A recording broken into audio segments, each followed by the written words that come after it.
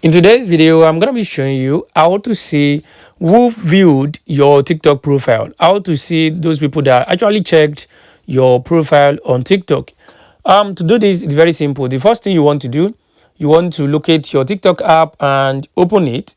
So let's open my TikTok app over here now. So once you open up your TikTok app, the next thing you want to do, you want to go to your profile by tapping on the profile at the bottom right corner.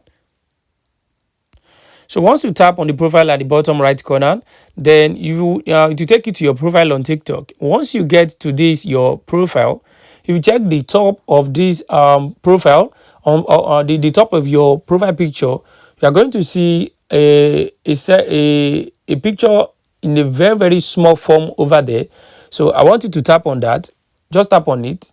So once you tap on it, it will load up all your profile views. It will load up every single person that checked your account within 30 days and everyone that actually viewed your TikTok profile in the past 30 days. So guys, this is how to actually check or how to see who viewed your TikTok profile. I hope this video helped you. Thanks for watching.